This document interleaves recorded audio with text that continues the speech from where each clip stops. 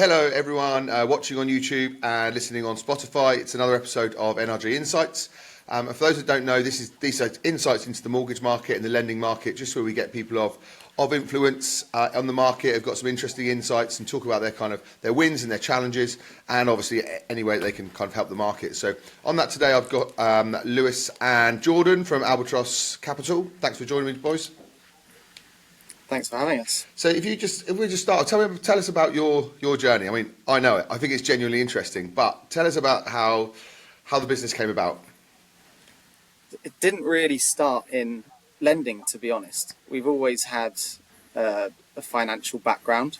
I'd say our first proper job was in the stock market, actually.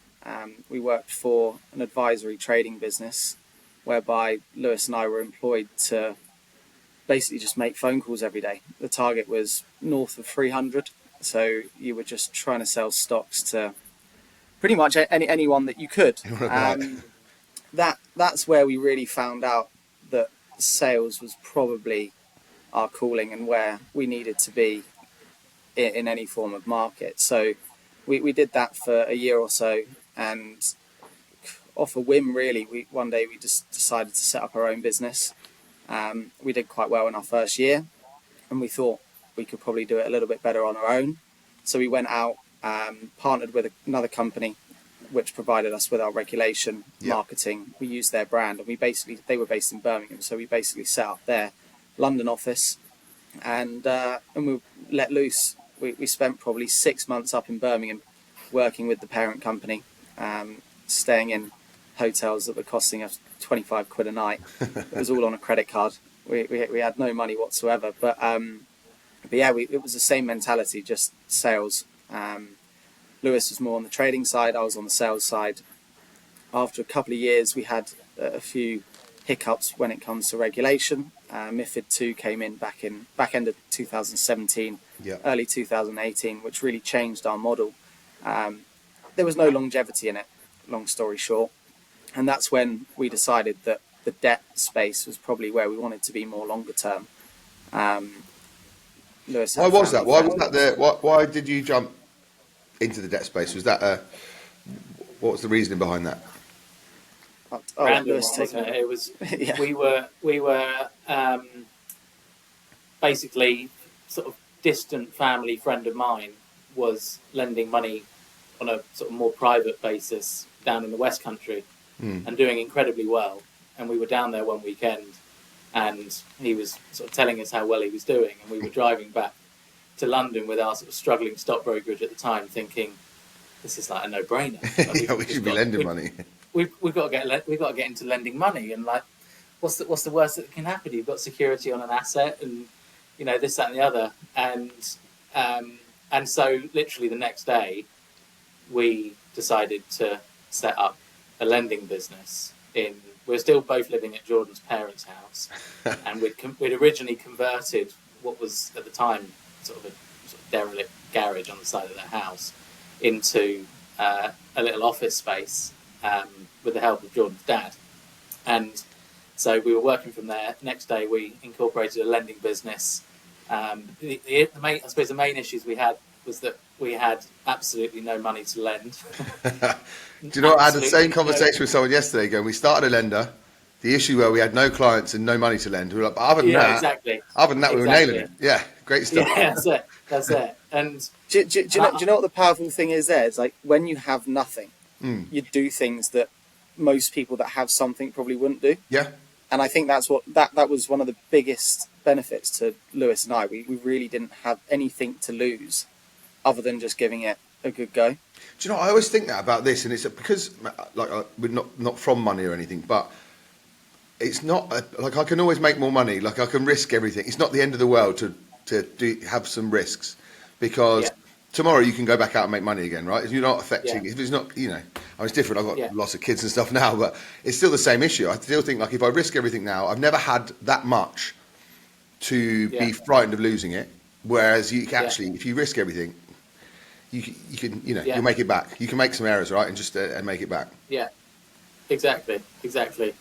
And also, I think your risk, your decisions on risk, and your general decision making over time develops, doesn't it? Like, you know, we took risks in the early days that we look back and we think, Well, yeah. like, what were we doing? You know, both from a lending point of view, like some of the loans we did in the early days were frightening, but also some of the business decisions. But, you know, equally, those decisions and risks take you to a point, and like I think we pride ourselves a lot on some of the mistakes that we have made, because they've ultimately enabled us to do what we do and get to where we've got to. Have you found that, like, you've kind of you learn more from your failings, right? Because if you're winning every time, you're not really learning, but actually all the cock-ups you've made over the years probably have got you to where you are.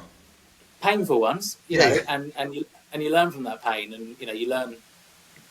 Sort of phrase we often use is that you learn to dance in the rain when things aren't that great. And Jordan and I have never worked. And that was one of the difficulties of launching a lender, was that we'd never worked in lending or knew anything about it, and so we didn't have any contacts, we didn't have any experience or any ability to underwrite a transaction other than gut feel and you know, just our own sort of know-how, really. Yeah. But with that today, you know, we consider ourselves some of the best underwriters in the business, because we've got that hardcore. That's a quick learning curve as well, right? If you're underwriting your business and you have never underwritten before, you exactly. Yeah, because Exactly. it hits your pocket, right? Our whole credit policy now is based off of mine and Lewis's mistakes that we've made in the early days. Even sometimes things the that we sales wouldn't do. guys, sometimes they come in with inquiries in postcodes that we just go, No. bad experiences in that postcode. Kill me. It's just like PTSD. Just go, no, I can't do that one. Yeah. Exactly. Yeah. Exactly. So talk to me But about the early days then. So you, like, first transaction wise, how does that even come about? If you just, you know, you set up, like you say, you've got a room in Jordan's parents' house and you're trying to drum up business, because I hear some great lenders with the similar stories where you've got to get a couple over the line, right? You've got to build up some sort of momentum. How does that come about? One of the first things we did, actually, and timing was everything, really. When we first started, I think the FP show was about a month after we decided to set up a lending business. At this point, we were still stockbrokers, and we had a number of clients. So a lot of our investors in the stock brokerage were property guys who were based in Surrey, people that we knew. So we went to the FP show and kind of picked the brains. I don't know how many of our competitors would like to hear this, but we picked the brains of a lot of lenders and just said, look, we've got clients that are looking for bridging finance. We think we could match them up with you guys. How does it work? Like, how do you structure it? And we got a lot from that, actually. And then it was back to that same thing as we did in the beginning, of just picking up the phone and calling anyone and everyone. And we probably found, I would say, 5 brokers that were willing to just have a conversation with us. That was the hardest part. Like, we were 23 years old. Yeah, no, so that's what I think. Like, do you think that put you in good stead? I know, because like being stockbrokers before sounds like a cool job, but you're banging out the phones, right? 300 calls a day is a telesales job. You know, it's a good job. It's not fun. But did that put you in good stead for hitting that? Yeah, 100%.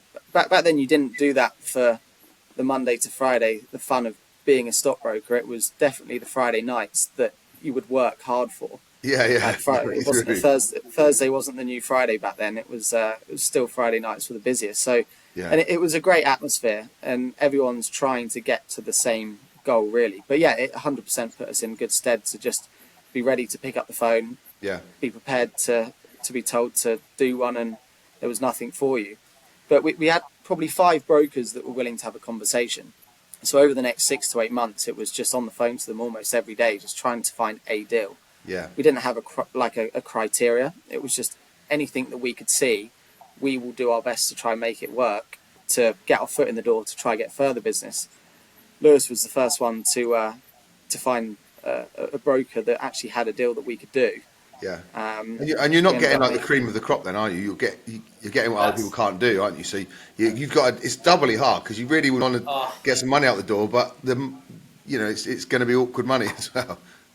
Yeah, the brokers they just see you coming, and we actually have. I mean, we're sort of firm believers in employing young people and moulding them and trying to teach them the Albatross way. And like spend loads of time and invest loads of time and money and effort into making them great people, and with that we think it, you know, buys a lot of loyalty, and we ultimately can shape people into exactly what we want, and ultimately what they want.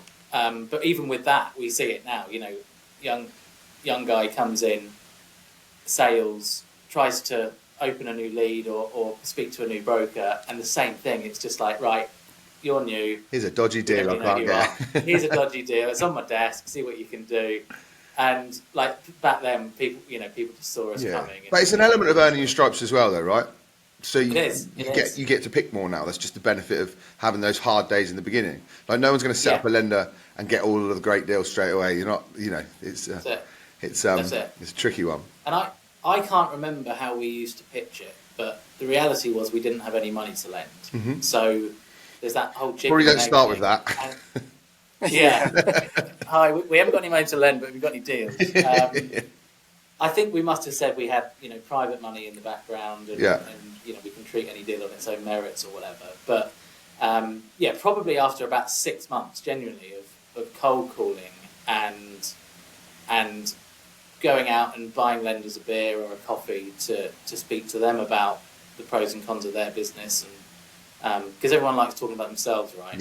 Sort of giving advice and things. So did that benefit you as well? Sorry for jumping in. Did that benefit you? Because I feel like, I mean, the broker market's relatively insular, but I do see lenders talking. Like I do see people happy to kind of discuss people. With newer businesses, there are certain people in the market that are happy to discuss it. Did that benefit you? Yeah, big time. We've got a lot of friends in the industry on particularly on lender side. That have always supported us and been very kind to us, and as far as we're aware, talk good of us. Slag you off behind your back as soon as you left. Excuse me. Big industry in terms of numbers, but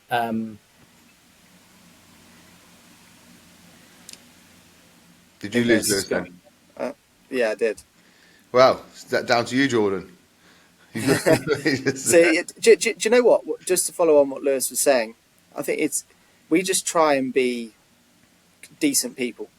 If we can be good people and be honest about what we're trying to do and the journey that we're on, like if we're not doing as well as we want to, we're happy to have a conversation about it because there's reasons for it. And if you can accept that, then you find ways of changing things to make the next stage even better. And that was really our mentality.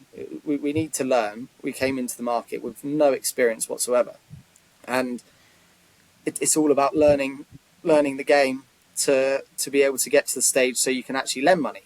And to be able to do that, you need money to lend. So you have to show people, investors, that you have everything set up, you've mitigated risk, you know what you're talking about, you know what you're doing, to be able to then go out and get transactions. So the deal that we got, our first deal, was up in Birmingham, and I think it was the following day, Lewis and I jumped in the car from Surrey and drove up to Birmingham to go meet this, I think it was an IFA or mortgage broker, I can't remember now, and he had this young lad, I think he must have been 26 at the time, and he was just getting into property, and he needed some money to pay off his mentor who had bought a property with him. Got ya. And you know what, that to this day, that was probably one of the best deals we've ever done. I look back on it, and he paid it back within 6 months. It was an 18-month term, and we were absolutely gutted because it was the only income we had. Keep it for a bit. It's fine. But you know what? This individual is someone that we've worked with again, and he's done really well over the last 6 years, and we've been able to support him through that journey. And it's funny how that was our first transaction, because it's rare in this market when you have... I was going to say, you hear so many horror stories about first transaction stories, because you have to kind of go through it. That's a good one that you actually still, you know, you've actually got someone to move it, you know, to move forward. It's not just a deal that no one else could do. And that's really nice. I mean, you know, we're mainly sort of broker driven, so it's not that often that you get sort of kind of the repeat borrower experiences. I mean, that's kind of more of a development finance side of the business that we're not in yet. But it's been so nice to, like, this particular borrower, he knows that he was our first loan, and we were effectively his first property deal. And I think we've done 11 transactions with him in the last Oh, 6 great. years. And like even the other day, he came to us and he was buying a property fairly well, but needed to complete quickly. And we gave him 108% loan to value on the purchase price because like we were You lending to know, him, but we know you've been doing it, yeah.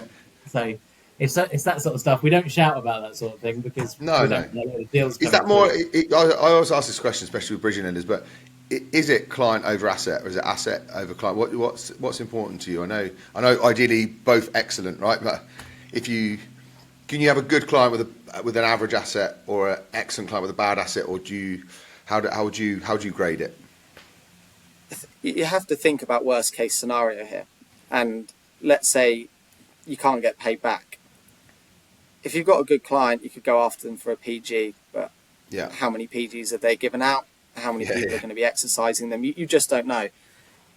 For me, definitely it comes down to asset and how quickly you can sell that asset, because a lot of clients, they get blinded by owning that particular asset, and when you're trying to sell it, they don't want you to sell it, but ultimately the quicker that you sell it, the more money they end up with, Mate, yeah. because the default interest in the bridging world is steep, Fair whack. Yeah. and it can get costly with receivers and all that sort of stuff. So I think asset definitely plays a bigger part. Yeah. Don't get me wrong, if you've got a good client, definitely when we've had better clients, you don't get to that stage because I you suppose can either it's, take a charge on something else. If they've got other assets, they can refinance. So they both come into it, but for me, assets definitely. I think on the flip side to that, if we look back at our lending track record, particularly in the early days, and it's very difficult to do when you're doing deals up and down the country on like a daily basis, it's kind of like impossible. But in the early days, we used to attempt to go and look at the property and meet the borrower. Yeah. And almost instantly, you can look a borrower in the eye and have a chat with them and know whether they're going to be good for it or not. And a lot of the problem loans that we've had are ones that we didn't go and look at that. And if we had, we would have been able to suss out why we shouldn't have done that deal.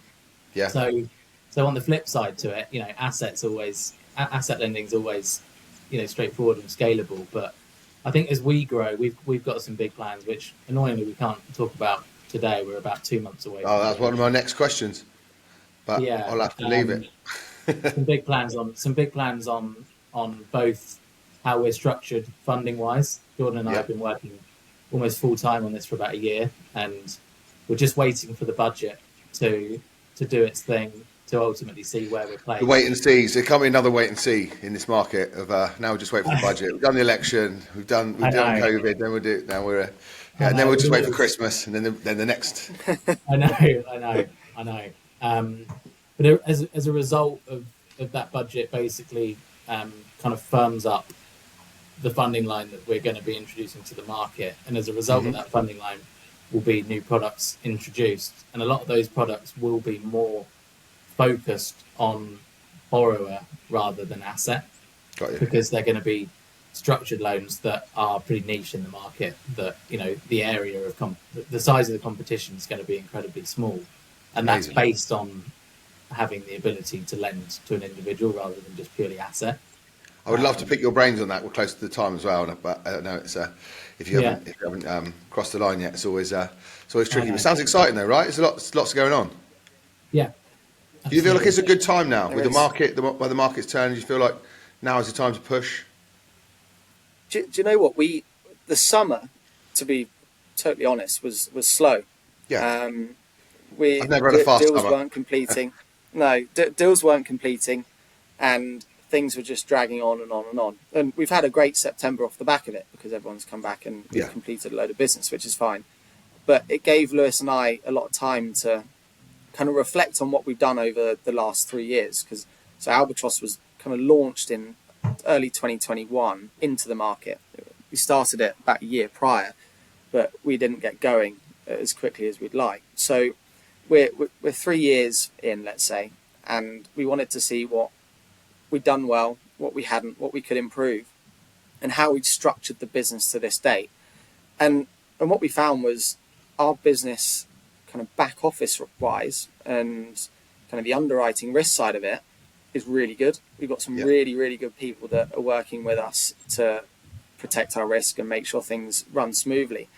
But the sales side was quite weak. We've got Nils that is really good, but he's been in the industry 2 years. It takes time to build up your network and gain that trust, and he's definitely doing that. But we're a sales business at the end of the day. People have to be out meeting brokers, and having more bums on seats will mean more deals are coming through the door. So we had a lot of time to reflect on that, and we've made a few decisions as of the last couple of months. And I think our team's going to grow in the next month. We've got a few new starters in October, which we're really looking forward to. We're moving kind of into the north. We're having someone up north on kind of the BDM side of things that's going to be really pushing our products there, because we don't do a hell of a lot up there. There's some really good competition. Do you not find it's a trickier market? Because I obviously have recruitment. I recruit for BDMs up north, and it's a very different market. I know there's money to be made up there, but obviously you've got quite a saturation in the northwest of, you know, one particular lump of money. But I don't know. I mean, have you tested it yet? Have you tested the kind of waters up there and see? A lot of our business in the early days came from the north. We've got some of our best brokers are actually based in Manchester. Lewis has one in particular. Our product lends itself to the north as well. What they need, yeah, like the smaller end, like one of our smaller product offerings that we call mini wings, is a really attractive product for anything kind of sub 500k, like from. Oh, okay. So it's relative to the market there. But I think, you know, it's very difficult. Lenders from the north that have tried to move into the south and vice versa. There is that divide. Like that's I talk to them about it all the time. I've got, you know, the clients in Manchester that talk about getting a hub down here and vice versa. And it's always, it's hard to name the ones that have actually nailed it, you know. So it's good. I mean, but at the same time, it doesn't mean it can't be done. Yeah, that's it. We're also not trying to smash it. Go on. I was going to say exactly. We're not trying to smash it out the park. It's not going to become the biggest part of our business, but there is good business to do up there, and we want our brand to slowly grow. And as Lewis was saying, what we're trying to do with our funding, it's going to lend to us being able to move into that market even more. And instead of just being saturated in this London home counties market that we're in at the moment, because that's where we see most of our deals. We didn't want that. Well, I guess in the early days we wanted that to happen, but it's now happened, and it's great. But there's so much more business to be done, and we just need someone up there to tackle that market. We go up there probably twice a year, sit with brokers, have conversations, and we come away from it thinking, Christ, there's money. We can do all these deals. And for a week or so we receive transactions, but because you're not in front of them day to day, you don't get those transactions because the guys up there are in front of them. Do you know what is interesting, actually? I have this conversation with people. I speak to sales directors of lenders, and they're very much, some are they are happy for their BDMs to do what they want, you know, go out and see whoever they need to, whenever they need to, and it's about the quality of transactions, etc. But there are some that are adamant that if you're not in front of people, they just forget about you. Which I kind of believe that as well. From a recruitment point of view, I like to think I'm a trusted partner for most of the industry, but I have no doubt that if I stopped being in front of people tomorrow, I think within a couple of weeks people forget. So as much you can have the best products in the world, but unless you are in, you know, kind of omnipresent in this market, you kind of get forgotten about. It's so true. Yeah, I've got a prime example for that. I went to lunch with a broker. There was a number of them from this brokerage back end of August, I think it was, and I don't know, maybe middle of August. And for the first week, they're a London-based broker. We got a couple of deals from them. Yeah. And we've got a new sales guy starting end of this month, early next month. And they said, look, once he starts, you're going to really see some traction, which is great. And I've recently moved to Weybridge, just outside of London. And I was on an early train into London, beginning of this month. And I bumped into one of the brokers that was on that train. That day I received 2 deals from him. And that's only because I bumped into him and had a conversation for half an hour with him on the train. I wouldn't have received those deals if I hadn't. Yeah. And he told me that. He said, look, I thought of you because I bumped into you. That's nuts, isn't it? To me, it's nuts, because it's not. That's the beauty. That's also the beauty of commercial as well.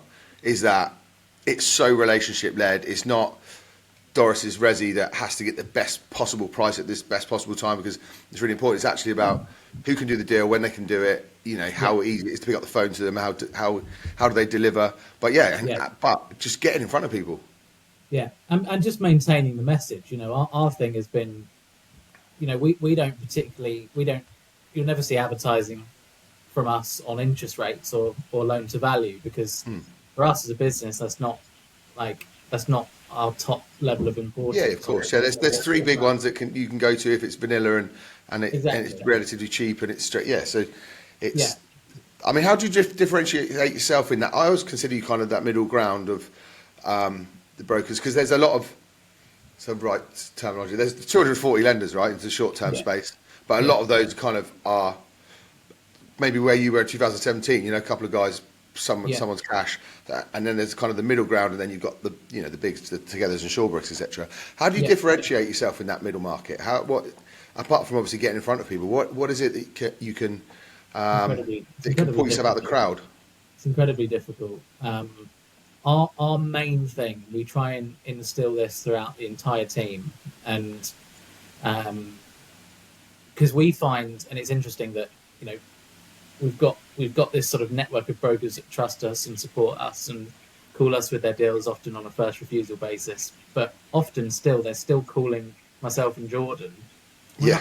Why is that? And it's obviously because they want to hear a principled decision straight away, and understand exactly where we're going to be on that deal. And that's so we've worked really hard to ensure that everyone in the team thinks and responds like we do. Like you. Yeah. And try and push that and encourage the brokers to literally, they can call the office line and speak to underwriting, admin, back office sales support, all the people will always phone you. Do you know what? I had this conversation with someone the other day who was actually exiting the business, and I said, how did you get it from that owner on you, the deals go through you, or the rainmaker? How'd you get that? Because it doesn't look good for an exit, right? And he just said, you just don't.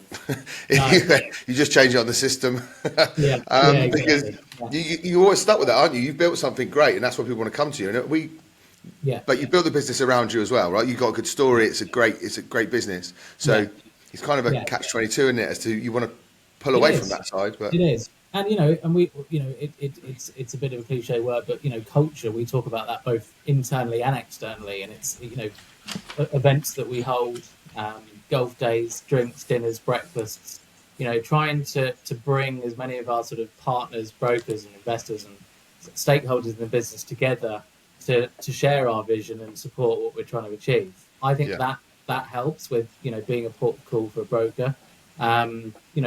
We've never let a broker down in the 250 plus transactions that we've completed.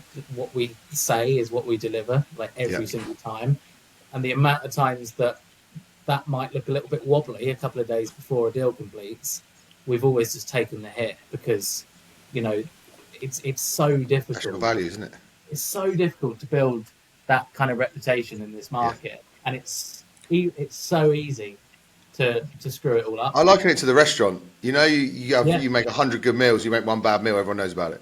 It's the same thing, isn't it? It's always you're always on the. It's with the same service business. You can you can cook up once and everyone knows. So it's it's that saying, just under promise, over deliver every single time. Yeah. As soon as we start to see people over promising, you have to jump in and basically say, look, there's a risk on doing that.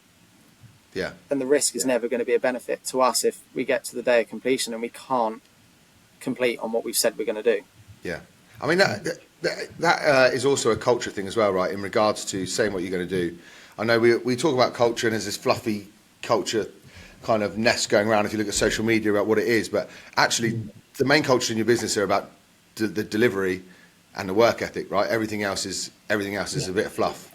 Yeah, and communication. And it's funny, we had an intern join us yesterday for 3 months, and straight out of uni, and he's sort of spouting out all these sort of technical terms that he studied on his business course. And I was thinking about him, and he was sort of like, one of his questions was, is communication a big thing in your business? And I was like, well, actually, the whole thing derives from communication. Everything. And like, our big thing is that we and people don't like us for this, and we've had huge issues with recruiting team members, but we're a 5-day a week in the office team. And we talk about, we promote products like a 48-hour rescue bridge, the best service in the market, delivering what we say we're going to do, being able to issue a term sheet on the day of inquiry that is a term sheet that we'll deliver on in whatever it is.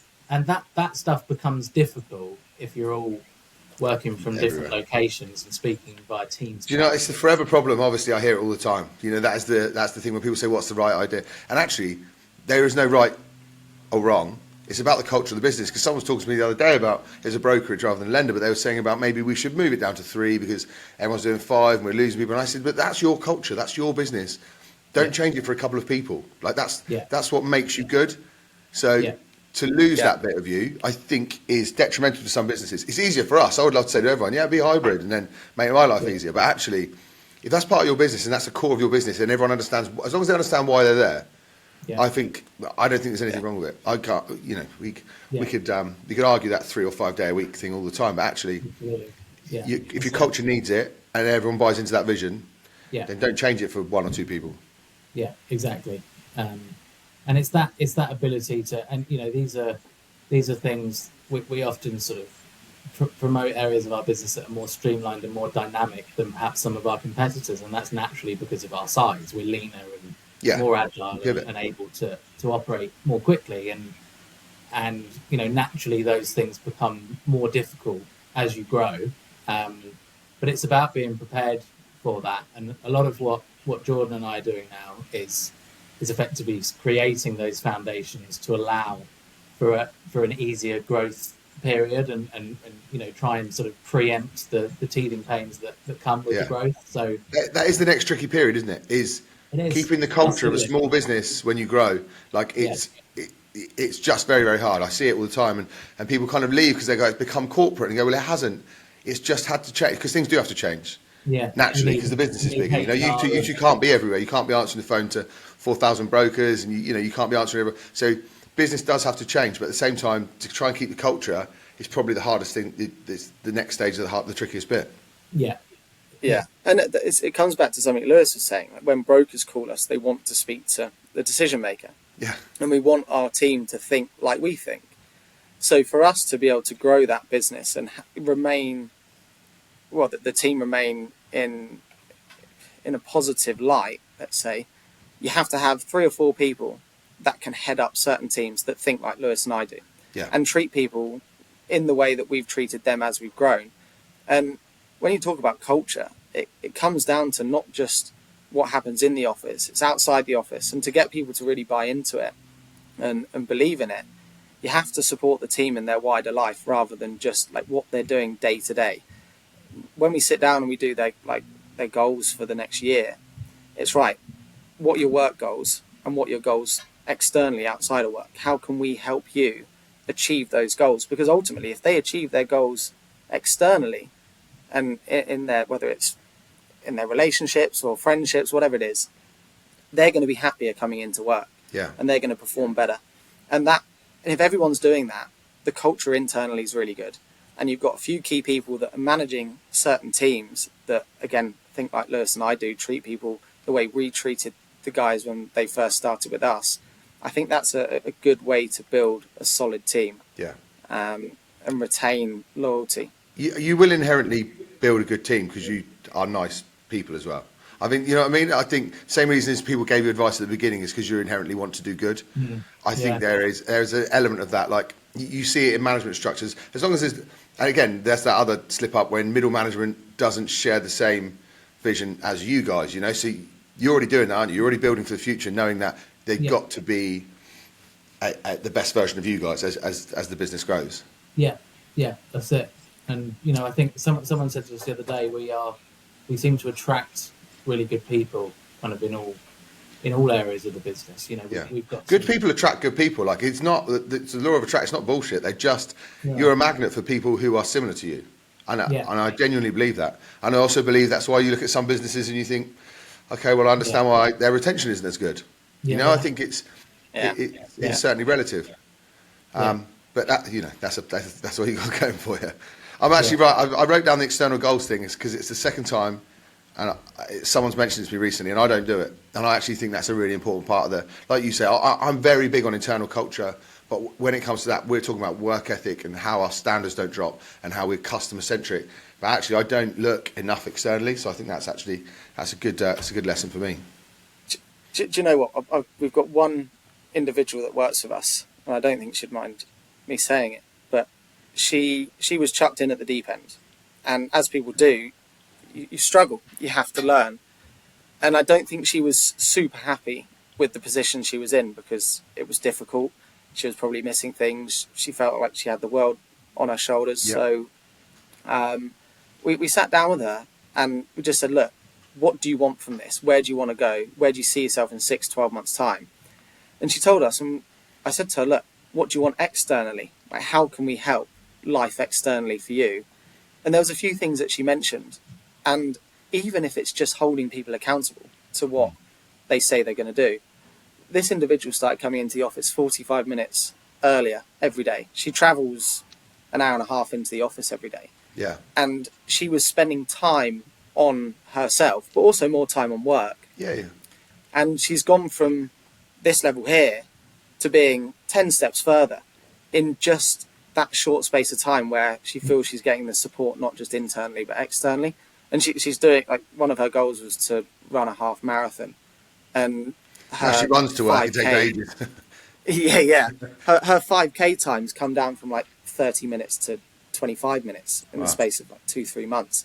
So holding people accountable to what they say they're going to do. Vocalising it as well, making people think about it, because if you ask people what their goals are for the next 12 months, some people haven't thought about it. So even planting that seed and getting it moving is just showing that you care. Yeah.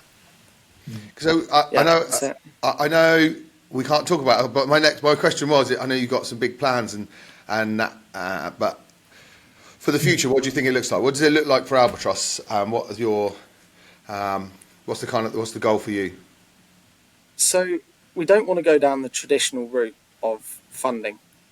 It works, don't get me wrong, but the market is so competitive that if we're just borrowing the same money, same as everyone else, how do we differentiate ourselves? That was a question you asked Lewis. How do you differentiate yourself in that middle market? You just really can't. You can push service, you can push your rates, you can push loan to value, but ultimately you're doing the same as everyone else. So you have to change something, whether that's internally or externally, and that only factor is funding. So if you can, in short, we're trying to create our own funding that has certain benefits to it. We can't go into it. No, of course. But it will really differentiate ourselves from the market. And the goal isn't to be the biggest lender. No. That's not where we want to be. We want to be the best in every single segment. And in time, whether it's 10, 15, 20 years, I do believe that we will be one of the biggest in the market, based on the fact that we're just trying to be the best. We're trying to have the best people, the best funding. That's it? Do you think that is it's more about the standard and that's what gets you to the top as opposed to aiming at the top? Yeah. And as Jordan says, time, we have no sort of exit in mind. You haven't got the grey beards and stuff yet, have you? You haven't got to worry about the... it's coming. I get the odd hair. We feel as though we've got a lot of time, and the decisions that we make are long-term decisions, which I firmly believe is quite rare. I think people are always sort of, chasing the next quick money record month or record quarter. For us, it's like, well, if we make this decision now, what does that mean for our 5-10 year plan? And that comes down to we lend a lot of our own money out now that we've retained in the business, and we have like a 20-year plan on the compounding of our own funds within the business and the snowball effect of that. But looking, do you think that will set you apart because of especially as not? I'm going to start going at Gen Z stuff, but like the short-term gratification side of things is getting more and more intense about what can you do for me now. Do you think because you're thinking long-term and maybe people of a similar age aren't, do you think that is going to set you apart in the long run? I think it does. It's not always easy because I think human nature is to want things now. Yeah, it's And nice. Quick wins are nice, aren't they? Jordan, Dopamine hits, wins is nice. yeah, yeah, and you have good and bad days. And sometimes I text Jordan, I'm like, do you know what? I could just really do with a little win. That we could just Yeah, go out and have a beer and go, cheers, mate. yeah, that was That was good. brilliant. Yeah, and you get less of that when you're so stuck on like your longer term targets. Yeah. You forget the success of every day, and so we Do you often have to try do that? and Do you have to stop yourself sometimes and look back and go, just remember where we were a year ago? Just remember where you were exactly, 6 months ago? Because it's yeah, so easy, especially like you say, when you guys are thinking future, you let things slide. You yeah, miss maybe some real big wins that you've had. So I suppose yeah, you got to do both, right? You got to look long term at the Do same you know time. what? That conversation of sitting there and looking back happens, I would probably say weekly, Really? where we sit down, like Lewis and I, we every morning, 8 o'clock, 8:30, we go sit and have a coffee for half an hour, and that's our time to catch up and discuss the day. And most of those conversations look back at what we've done over the last, not even 3 years, because people see Albatross as being 3 years old, but it's 10 years since we started our first business. Yeah. And the conversations that we had when we were 19, 20 years old about what we wanted and if we could have it by this age. And most of them, we've got it a lot earlier, but we've never really celebrated those things. Yeah. And from a business perspective, constantly reminding yourself where you've come from and what you're trying to achieve is so important, because there's more dark days than there are sunny ones Yeah. in running a business. And you just have to be positive through every single stage. Otherwise, you just give up Well, and it's you tough, won't get isn't to where you it? want to be. If it's so goal oriented and you don't love the journey, like business is too hard not to you have to love yeah, it, right? You have to be passionate about it. You have to have that purpose. Otherwise, yeah, like you say, it's too hard. Like yeah, you couldn't do it. yeah. It's interesting And now looking at the wins. We were talking about this the other day. It's funny enough with another recruiter who's a really good chap, and we were talking about when we both started at similar times. And we were talking about the everything from fees and how hard we did to work, and we were really grateful at the time. And then you look back and you forget how much hard work you've put into it. You know what I mean? You just think, oh, good, I've got this nice little bit now of the market. yeah, But you actually forget about the 10 years that yeah, the real grind. yeah, And you have to appreciate it, don't you? You have to appreciate yeah. what you've had to do. Yeah, and there's a lot of people out there that you see that look like overnight successes, but you don't obviously. It's that classic picture of that iceberg when you see the top of Yeah, it. yeah. But it takes 10 years to be an overnight success. Yeah. Exactly, Yeah. exactly. But but even this year, like we sat down the other day and we went, I can't believe it's bloody September already, It's end nuts, of isn't it? September, and we're like, I don't feel like we set the year out and we want to do this and this. And I don't feel like we've done that much. And then you look back and you think, well, we've made 2 really big hires that will soon be 4. We focused on exceptional team members that has completely revolutionised the culture within our business. We looked at year on year sort of to date profit yesterday, and we're up. I think we were up 108%. 108%. If you're up, it's good. Like, Exactly. Yeah. We've doubled the bottom line. We've grown the team, which was our biggest focus. And and we're kind of sitting there going, I'm not sure if we're moving fast enough. I feel like we're in this weird consolidation. yeah. And that is a year for everyone, right? You have to reflect on the positives of this year because there's been some tricky bits. And same as last year, it was tough. Yeah, So absolutely. it is really important. Yeah. You can get blindsided by loan book size in our market as well. If your loan book isn't growing, you feel like you're not moving forwards. But we've grown our loan book this year, and I think it's down to us being relatively small and just seeing year-on-year growth. Yeah. But we've had so many redemptions, and in our heads, we only make money when we get paid back off of a loan. Yeah. As soon as the loan goes out the door, now it's about making sure in that 12, 18-month period, you get that money back, because that's when you realise your get profit paid. and your interest Yeah. margin from it. Yeah. So for us, loan book size really doesn't matter too much at the moment. Because of the way we're funded, we're not under tremendous pressure Yeah. to deploy cash. Let's get it back. It's not eating into the bottom line. So yeah, I think it's been a good year, to be honest. We haven't hit some of the targets and the goals that we wanted, but all it's going to do is just push that a little bit further down the line we've got a bit more time to focus on how we structure certain things and hopefully make it better when we do. Amazing. Launch I said I'd keep you half an hour, and I've been 45 already, but I would keep you all day because I genuinely love talking to you, because it's just not. It's just nice, you know. It's the same things we're talking about, just about concentrating on the positives of the year. Like you say, great hires is a big part of your business. Without those, you could grow your loan book all you want. You're stuck at some point. Yeah. So those things that probably people take for granted. You know, doing the right thing, growing the business on that side of things, even though it maybe hasn't affected your profit yet, it's a huge step forward when it comes to actually making the business a bigger business in the future. So I think it's hats off to you that you see that. You know, it's not just about loan book. Thanks. Yeah, no, it's exciting Yeah, times. exactly. Yeah, like I said, I've kept you longer than I thought, so I will finish off. I've written about 1,000 questions down, but I'll leave it. But if anyone wants to get hold of you guys, obviously brokers and anyone, or you know, I'm sure you help people in the lending market now if they're out like people have helped you. If anyone wants to speak to you guys, what's the best way of getting hold of you? To be honest, probably LinkedIn. LinkedIn is such a powerful tool in our market. I think everyone does business on it, and we're actively on it more than we used to be. We've started doing a bit of marketing this year, and How's that? a lot of it's done by How's LinkedIn. stepping into the having to get your faces out there? Is it? You enjoyed it?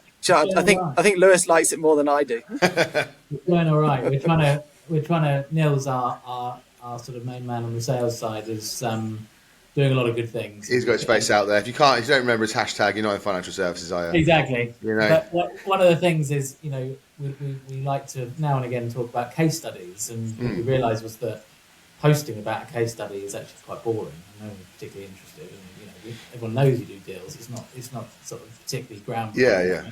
People like videos, and people like for you to talk about a video on social media. And we've been trying to get Nils to get cracking with it, and it's saying it's not my area of expertise. I don't You know, it's no one's area of expertise. None of us start off like 95% of my business comes from LinkedIn.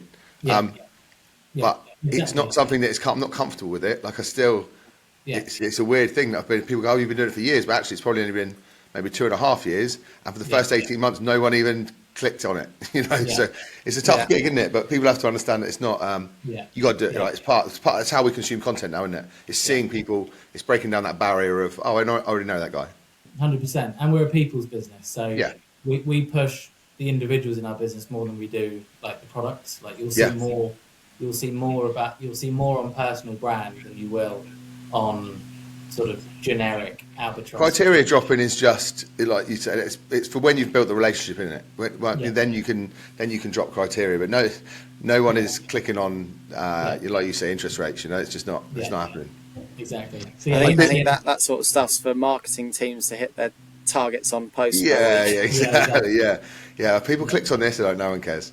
But they do genuinely care about what you're doing in the market and who you're working with and relationships and that kind of thing. It's just that's what, again, I said it before, but that's what I love about commercial, because it's so relationship driven over product driven, and that's what makes the market. Yeah. Or you know, we just under a year ago we rebranded to Albatross Lending Group. So. Did I say that at the beginning? I don't know. Albatross Capital. Did I? I've written them both down as well. You know. No problem. That's all kind of, to be honest, that was all in line with what we're trying to do funding wise and where we're trying to take the business. So we kind of prematurely rebranded to be able to sort of give that more. Yeah. So you're ready to go. Yeah. But that's that forward thinking thing that puts you apart, right? You're not thinking about doing it for the next 6 months. It's the next 10 years. It's impressive. Our logo before that was kind of, I think, ripped off Shutterstock, and we just used what we could at the time, and then realised that it's probably time to level up and spend a bit of money. But, nice. Brilliant. And again, I keep saying I was not going to ask you any more questions. I'm going to stop now because I just asked you another one a minute ago, went into marketing. But obviously, all of your socials will be on our socials. Anyone listening, all of the chaps' socials will be on ours. So if you want to get in contact with them, please do. Thank you very much for listening and watching today. And thank you, Jordan and Lewis. I really genuinely appreciated having you on. It's been brilliant. Thank you. No, thank you. No, thanks, Marcus. Appreciate it.